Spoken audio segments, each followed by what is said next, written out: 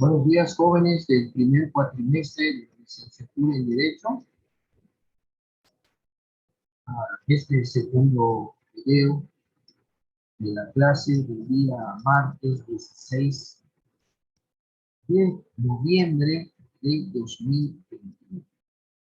Continuamos con el tema de la técnica jurídica, debido que está relacionado con la cuestión de interpretación, como bien nuestro compañero que son los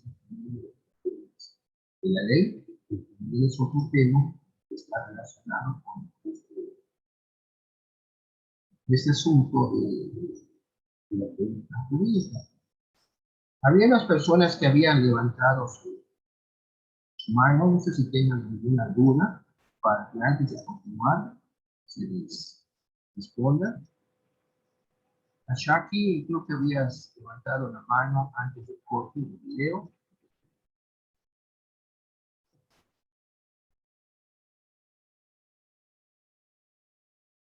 Bien, si no hay, vamos a continuar con esto. Hablábamos de la técnica jurídica y nos estábamos refiriendo al primero de sus elementos, que es la interpretación. Incluso hacía yo referencia en la primera clase, cuando vimos lo que era la hermenéutica. Toda norma jurídica lleva implícito un sentido. Sin embargo, en ocasiones tal sentido u objetivo no está expresado de una forma clara y precisa, puesto que las palabras que se utilizan pueden tener dos o más significados, o bien que la construcción de la frase, oración o del total contenido de la norma es defectuoso y en consecuencia pues, difícil de entender.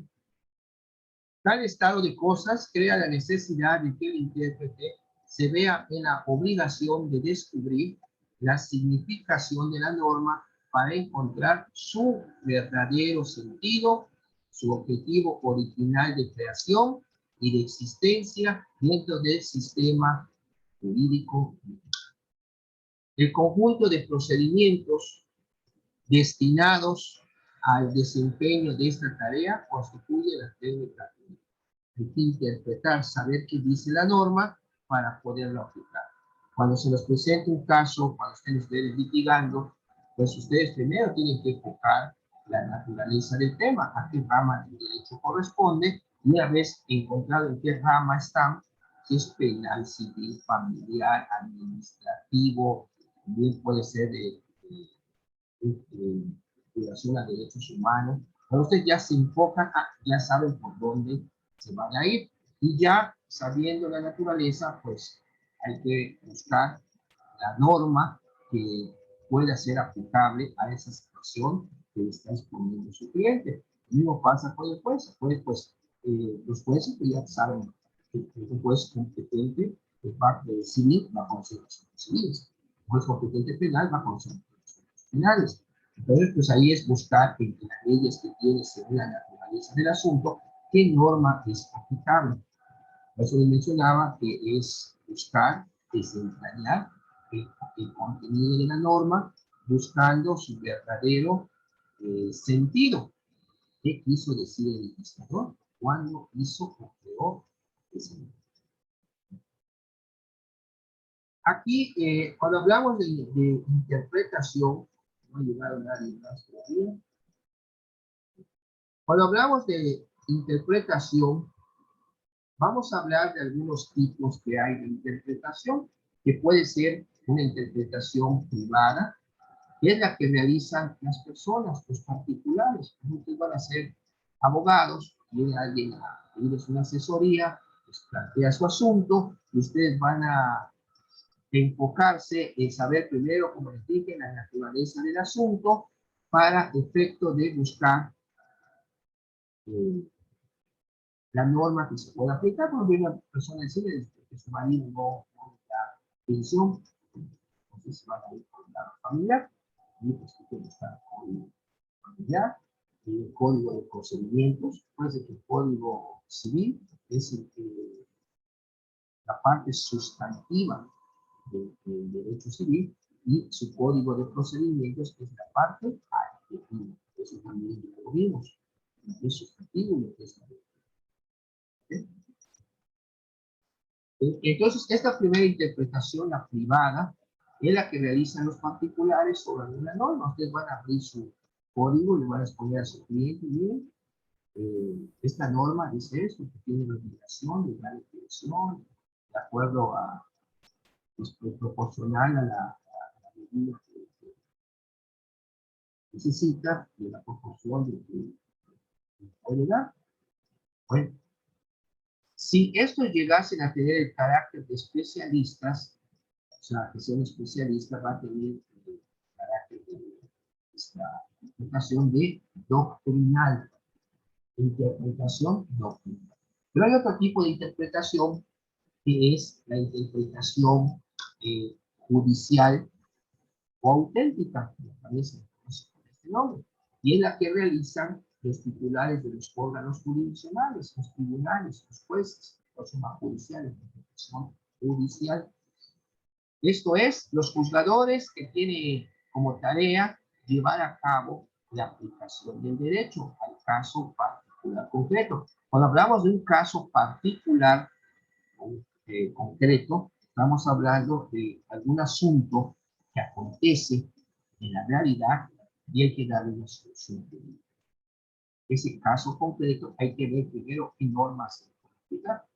Por eso se hablaba del encuadramiento. No es cualquier norma, sino la norma que prevea esa conducta, atendiendo lógicamente a la naturaleza del asunto. No vas a aplicar, no vas a encontrar en penal un asunto civil. No vas a encontrar en civil un asunto penal. Aunque sí pueden haber, por ejemplo, el caso de la pensión alimenticia, es un asunto familiar, pero también eso de no dar pensión también constituye un delito, según el Código Penal, que es el incumplimiento de las obligaciones de asistencia. En parte lo puedes llevar por la vía familiar, las controversias del orden familiar de alimentos, pues también sí, pero ahí los elementos de ese delito tipo penal, de incumplimiento, está al que no ministre, o sea, prácticamente ningún recurso. Por eso muchos que lo que hacen, dan una cantidad X, la consignan, para efecto de sacar del ámbito penal el asunto, porque pues sí están cumpliendo, pero no lo que deberían. Entonces, eso lo que hay que tener, pues también, pero mientras no cambien el ámbito penal, fíjense cómo esa situación se maneja. Porque el que realmente no da nada, o sea, dinero de función, pues también constituye ese delito. Pero si da algo simbólico, pues hay que alegar que no. Y demás, pues bueno, ahí pues sí está cumpliendo, pero no como lo que debiera. Entonces, ¿cómo lo vamos a hacer? Hay que promover las controversias familiar para que determine cuánto puede dar. Esto atendiendo al económico, lógicamente. Hay personas que tienen estos bienes y pues, sí es cierto, tiene su obligación por uno, pero cuando la segunda señora, tercera, lo demanda, él dice, bueno, yo gano tanto, doy pensión aquí, doy pensión allá, pues también tienes que la pensión, debes de pensar, como decía el comercial, pocos hijos para darnos mucho. Tenemos, después de la interpretación, ojo, porque preguntaba de las lagunas, tenemos otro elemento de la técnica jurídica, que es la integración. Se interpreta algo cuando hay un objeto de interpretación, cuando hay algo que interpretar. En el caso del derecho, será la norma jurídica la que deba de ser interpretada. Sin embargo, no es raro que el sistema jurídico en cada uno de sus componentes adolezca deficiencias respecto de no contemplar todos y cada uno de los casos particulares o casos concretos que son sometidos a un tribunal. Esto es, existen lagunas legales que deben de ser eliminadas a través de la actividad del juez, adoptando y siguiendo las reglas y criterios que la propia ley le señala y además le impone. Un ejemplo de esas directrices son los llamados principios generales del derecho o la llamada equidad. También ya se dio en sus síntesis. ¿Cómo se aprecia esta actividad del juzgador? No tiene en su esencia propiamente la interpretación, sino más bien la construcción de lo que no contempla la ley, que es un procedimiento que es la integración. No se trata en primera instancia de encontrar el sentido de la ley, sino de llenar y satisfacer las lagunas de ley para que sean eliminadas y pueda así resolverse el asunto jurídico objeto de estudio del juez, o sea, del juzgador. O sea, tiene una laguna legal. Bueno, ¿cómo lo voy a resolver? O sea, no hay la norma, hay que recurrir a lo que es el procedimiento de integración para efecto de buscar una norma, crear una norma para integrarla a ese asunto. Pero bueno, por eso tiene como las directrices que menciona. Bueno, vamos a ver los que dicen los principios generales de derecho, vamos a ver los que dicen la equidad. Ese es el tema de la integración. También tenemos otro elemento de la técnica jurídica que es la vigencia. Eso ya lo habíamos visto en cuando vimos el proceso legislativo, la creación del derecho, cómo se crea una norma jurídica desde que se presenta una iniciativa de ley ante una de las cámaras, que es la Cámara Alta, una de senadores, o la Cámara Baja, una de diputados, y se sigue un procedimiento en dichas cámaras hasta que llega al escritorio del presidente para que la sancione, o sea, la firme o la rechace. Es el derecho de veto. Para que una vez si la firma, bueno, pasa al siguiente paso, que es la publicación. ¿Okay? O sea, se promulga, se publica para que pueda empezar a tener fines. ¿Alguien me puede decir cómo se le llama al periodo entre la publicación de la norma en el Diario Oficial de la Federación o el periódico oficial de los estados y la iniciación de su vigencia? El vacatio legis. ¿Perdón? Vacatio legis. Muy bien, vacatio, como que dice la ley de vacaciones, ¿no? Porque todavía ya se publicó, pero va a decir que al día siguiente, o en 3 días, o según la distancia, ¿no? Pero en ese inter no está vigente. Eso es vacatio, como de vacaciones en inglés, como el vacation, es vacatio. ¿Ok? Bueno, vamos a continuar. A ver, voy a hacer unas preguntitas, a ver cómo van respecto a, porque sí se va a seguir tomando el asunto de esta clase y la otra. ¿Cuántos tipos de fuentes hay en el derecho? Parece que fuentes jurídicas son de dónde viene el derecho. ¿Quién me puede dar la respuesta? ¿Cuántos tipos de fuentes hay? ¿Cuántos tipos de fuentes hay?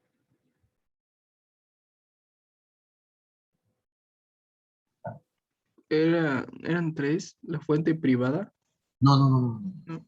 Son 3 fuentes, efectivamente. Pero, ¿cuáles son?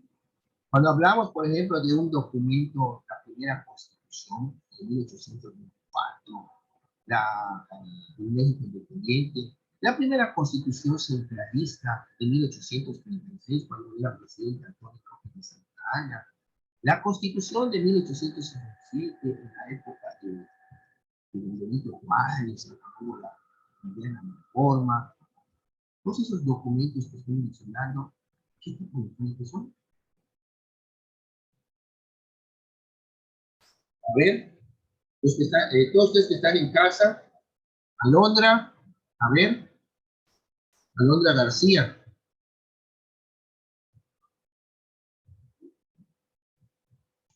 Profe, pues es el natural, ¿no? No. Las fuentes del derecho. Lo vimos desde la primera clase, también hubo un tema especial que decía creación, formas de creación del derecho. Son las formales, Ujú. las reales y las históricas. Así es. Y este ejemplo que les acabo de mencionar de las constituciones, ¿qué tipo de fuentes son?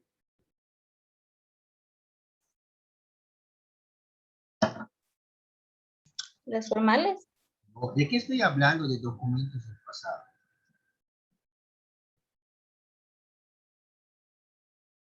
¿Mm? Ya mencionaste las tres. ¿Cuál de esas tres es el ejemplo que estoy dando? Ya hablando de las constituciones antiguas, ¿no? Que precedieron a la actual, que es la de 1917. Es una fuente histórica. Muy bien, Elisa, muy bien. Son las fuentes históricas. Estamos hablando de documentos del pasado, documentos históricos. Son las fuentes históricas. ¿Ok? ¿Quién me puede decir por qué son las fuentes reales o materiales del derecho? A ver, son las que se toman de acuerdo a la realidad de cada sociedad o de algún país. a ver, un ejemplo. A ver qué entendiste. A ver, Natalia, ¿qué entendiste? Profe, ¿qué dijo? Es que no se escucha bien. ¿Quiere un ejemplo de lo que acabas de mencionar? Por ejemplo, puede ser sobre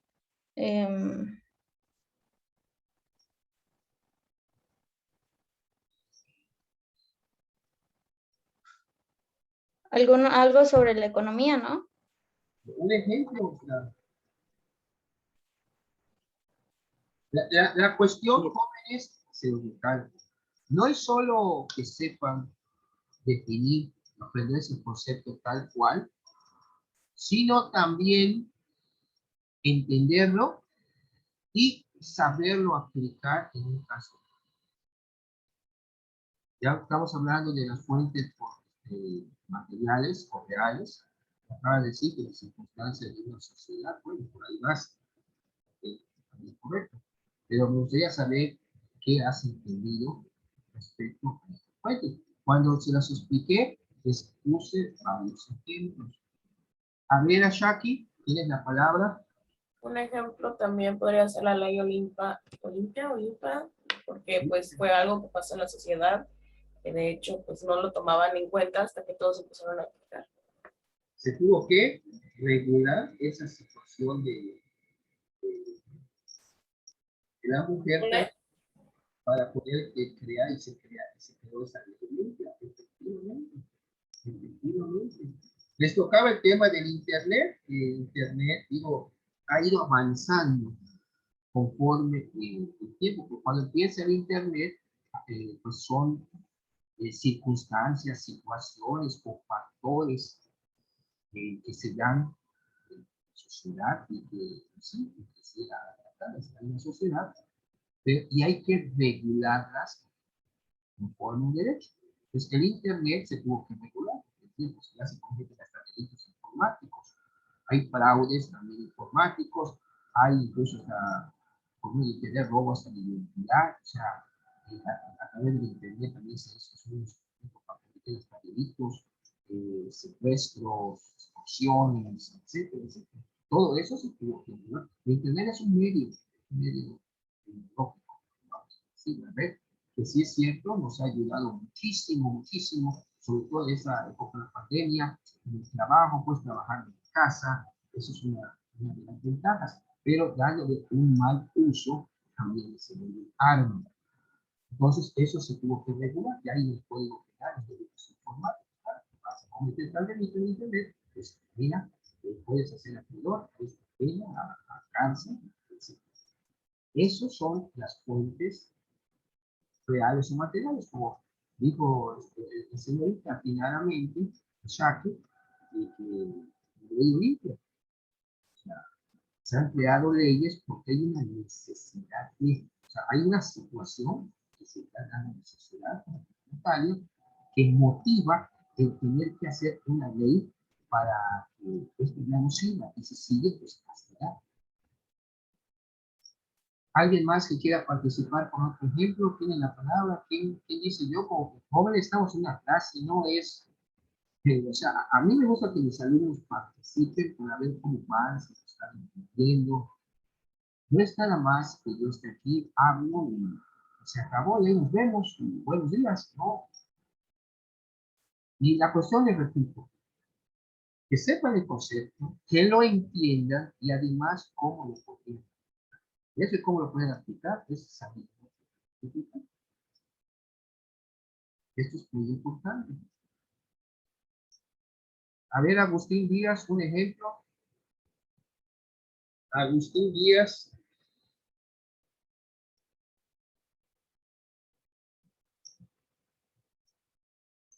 Aquí veo Agustín Díaz. A ver, un ejemplo de fuentes reales o materiales.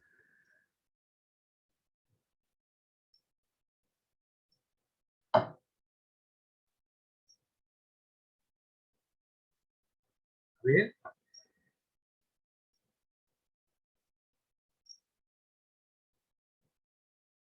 Profe, un ejemplo igual puede ser el de derecho a la propiedad, ya que es tuyo, es de tu dominio y tú puedes hacer lo que quieras, ya sea puedes venderla o darla a rentar o como sea, pero es de tu propiedad mientras no afectes a ningún tercero, ¿no?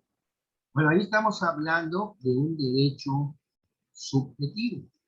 Entonces, hablando, yo tengo derecho a tener toda mi casa y no me la tengo por qué estar quitando. Estás hablando de derechos subjetivos, pero tienes derecho a esa propiedad porque el derecho objetivo, en este caso la Constitución, te ha dado ese derecho.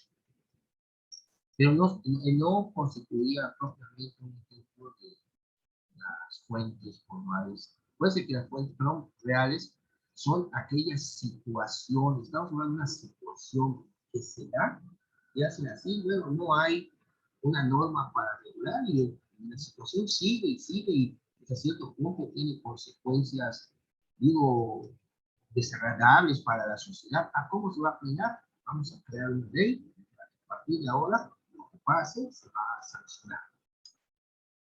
Por ahí se va, o sea, buscando qué situaciones se han tenido que dar en la sociedad para efecto de tener que crear una norma. Se creó la ley Olimpia. ¿Por qué? Por la situación que se daba. En Internet se tuvo que regular, incluso en la cuestión penal, porque el instrumento de trabajo no se puede un arma o un medio para estar cometiendo delitos. Hechos, como dice ahora, hechos delictuosos que constituyen un delito. Estefanía, un ejemplo, por favor.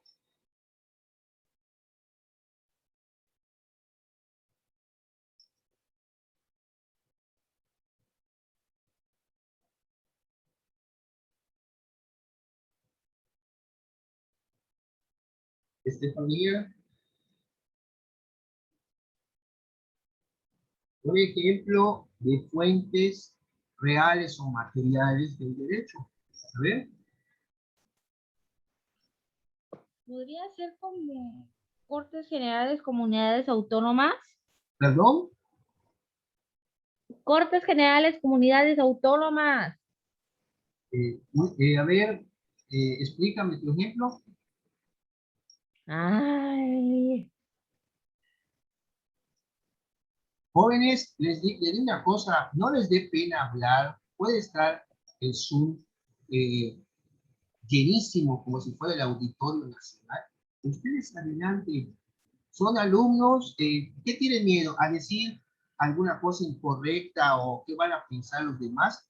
Tú adelante, para eso tienes un maestro enfrente, para que te diga si está bien, está mal. O sea, ¿cómo vamos a saber si yo siendo alumno, si estoy bien o estoy mal? Yo tengo que participar. Entonces, si no lo digo por temor a, entonces me voy a quedar con la duda y eso si está incorrecto, lo vas a estar arrastrando porque no sabes si está bien o está mal.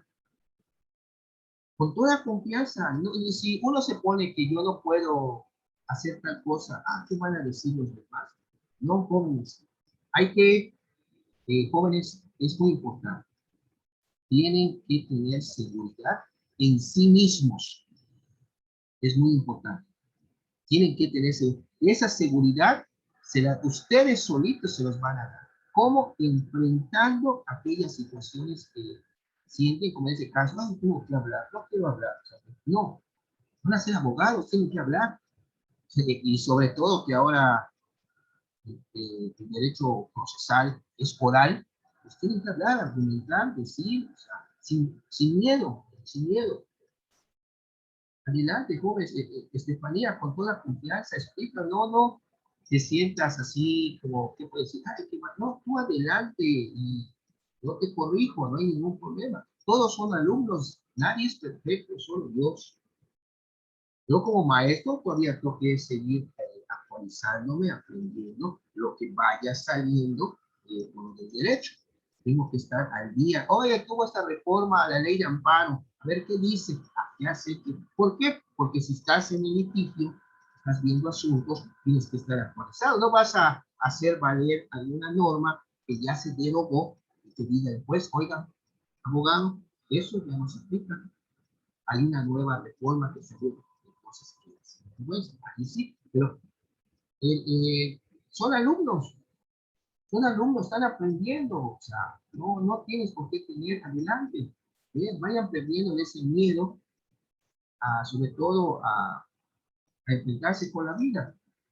Fomenten lo que es su seguridad en sí mismos. Eso, miren, hay muchos que creo que no participan, no quieren hablar por temor de que van a decir más que esto. No, yo cuando me acuerdo de mi época estudiante, yo pasaba a exponer al frente y lo que piensen de mí, si se están riendo, que si no, a mí no, digo, no van a ser mis jueces, simple y sencillamente tengo que ser yo mismo, el que me proyecte hacia los demás, sin temor, de perder el temor a hablar, y sobre todo en público. Aquí no estamos en un salón presencial. Incluso yo les decía a mis alumnos que hay clases presenciales que pasan a exponer, yo me fijo cómo hablan al público.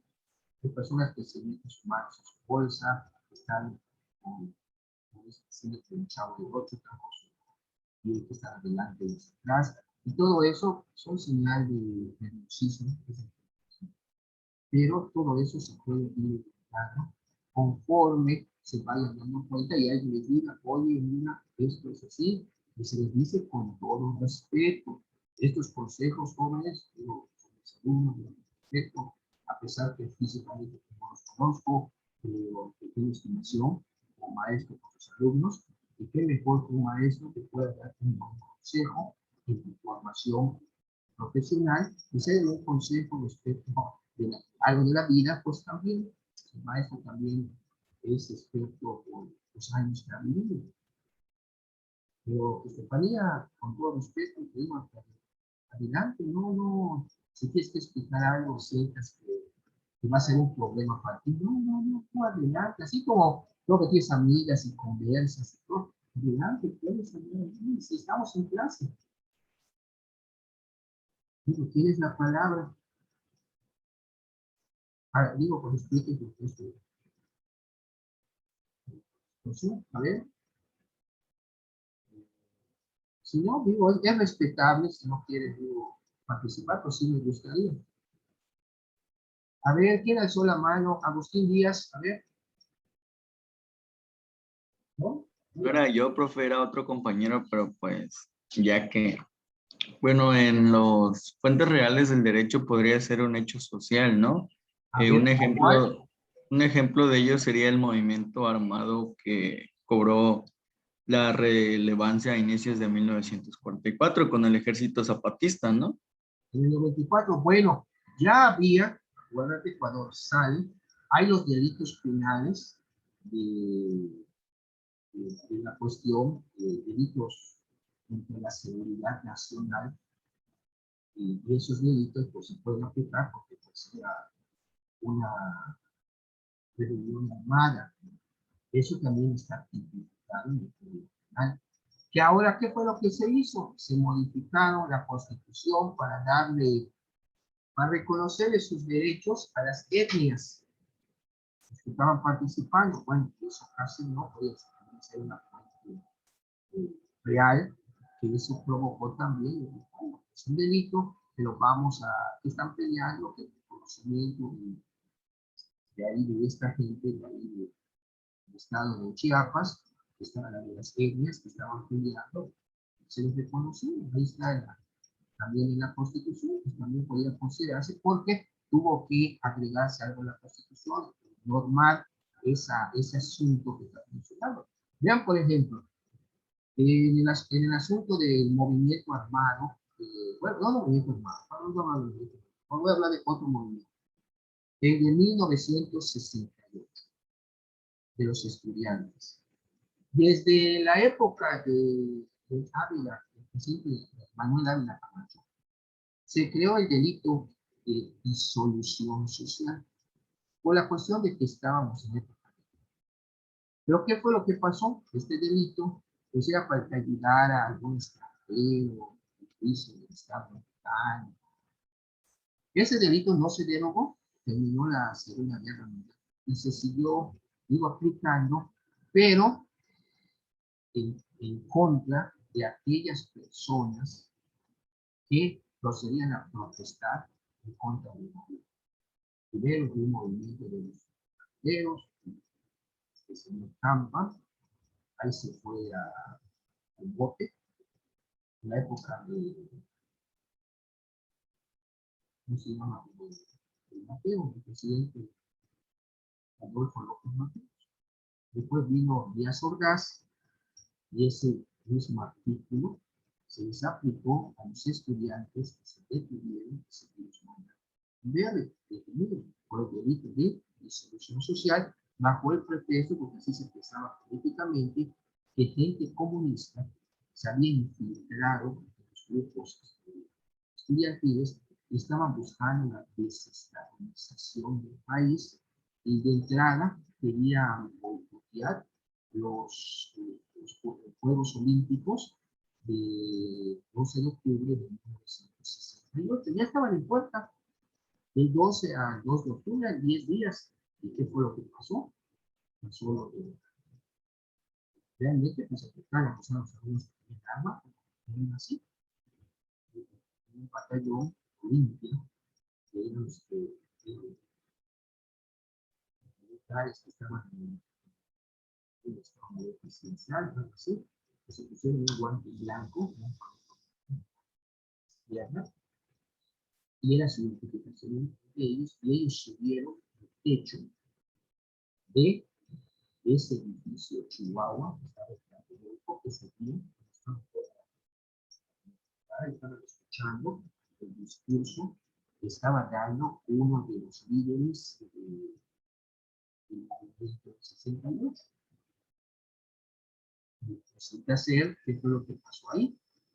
Pues, como estaba el ejército abajo, a las 6 de la tarde, ese turno pasó un helicóptero al lado de esta unidad habitacional que está en el piso de Central. Pasó un helicóptero, lanzó una bengala, que era la señal para que los que estaban en el techo empezaran a disparar a todo lo que se moviera abajo, incluso a los. Esto fue lo que provocó que el ejército respondiera en fuego, que ustedes estaban disparando. Pero enseguida empezaron a echar la culpa a los estudiantes, que eran ellos los que estaban disparando al ejército. O sea, y fue una trampa para ganarnos el fuego cruzado, porque realmente los guantes blancos eran los estudiantes. Fue un plan maquiavélico, por así decirlo, donde hubieron un sinfín de muertos y desaparecidos, de los cadáveres no se sabe dónde están hasta hoy. Ahora hasta los incineraron, los desaparecieron, y los que quedaron vivos, pues ahí se fueron a la cárcel, a Lecumberri, al Palacio Negro de Lecumberri, que actualmente ahí es una institución del Archivo General de la Nación, de documentos que están desclasificados, incluso que pasó en 68. Y algo parecido pasó en el 71, el 10 de junio, que es el 9 de Corpus, en la administración de este presidente Luis Echeverría Álvarez. También hubo otro choque. Estudiantes salieron a protestar, dieron a un grupo de choque el gobierno para que se fueran en contra de los estudiantes, para que se haga creer que fue dos grupos de estudiantes los que se estaban peleando. Pero no, así es como se manifestaban. Es muy importante, la historia es muy bonita, pero ¿qué ha sido todo eso? A raíz de eso, o sea, de lo que pasó en 68, 71, en los 70 se empezaron los movimientos estudiantiles.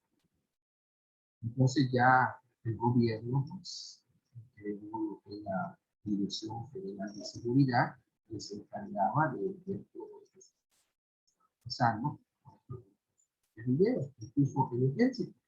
Pero todo eso se tuvo que ir normando, porque fueron situaciones, vamos a decir, sociales, políticas, las que fueron desencadenando todo eso. Ahora veamos, a estas alturas de la vida, ya están los derechos humanos, porque antes de más hablar de garantías individuales, los derechos humanos ya están, son en un rango constitucional, según señala el artículo 1 de la misma, de la Constitución. Los derechos humanos que tienen rango constitucional y se deben de respetar, porque hay mismo dicen que las autoridades están obligadas a observar, promover y respetar ese derechos humanos. Es importante todo eso, y no solamente las formales, pero cuántos materiales, cómo lo llevan a ese punto. Bueno, y alguien me puede decir qué son las fuentes formales. Nos queda unos 25 minutos de tiempo para irnos al corte. Las fuentes formales, a ver, ¿qué te hace? Como por ejemplo la Constitución. Sí, así es, la Constitución. ¿Cuál otro? A ver, ¿qué otro ejemplo nos podían dar? Xochitl. Otro ejemplo de fuente formal.